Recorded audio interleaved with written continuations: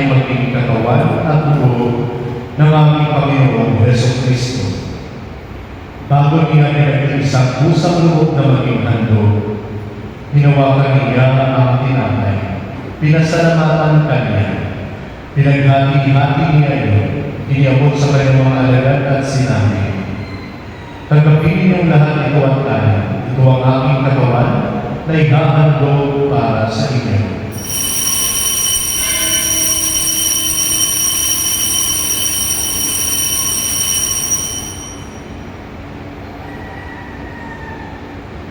Ngayon din naman matapos ang hapunan, hinawakan niya ang kanis. Muli kaniyang pinasalamatan. Iniabot niya ang kanis sa kanyang mga alagad at sinabi, "Tanggapin ninyong lahat ito at inumin. Ito ang kanis na aking dugo, ng bago at walang hanggang tipan. Ang aking dugo ay umuhos para sa iyo at para sa lahat, sa ikapagpapatawad ng mga kasalanan. Gawin niyo ito sa pag-alala sa akin."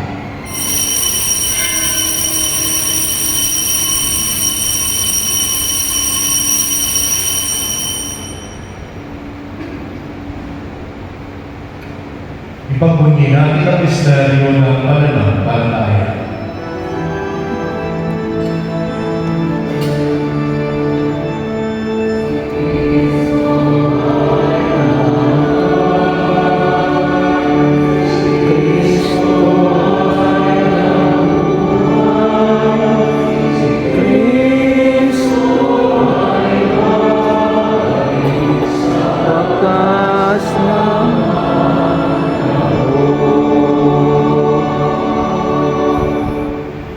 Ama, ginagawa namin ngayon ang pagkalala sa pagkamatay at muling pagkabuhay ng iyong anak.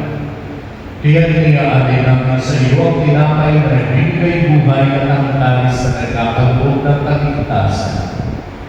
Kami nagpapasalamat dahil kami iyong nilalapat na tumayo sa harap mo para maglingkod sa iyo.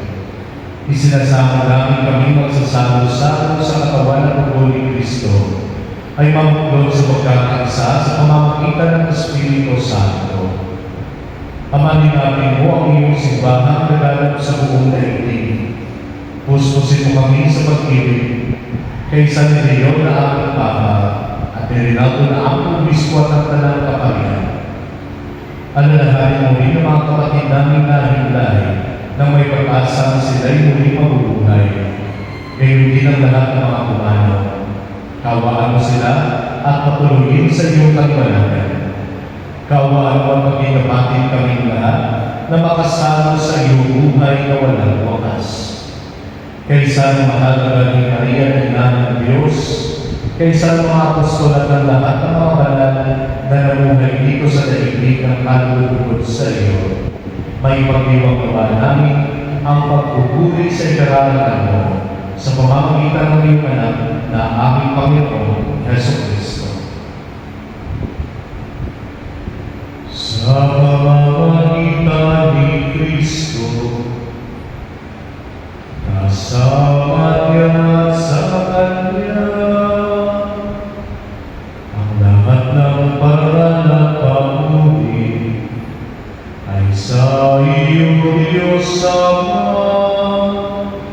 makapangyarihan kasama ng Espiritu Santo, magpasawalan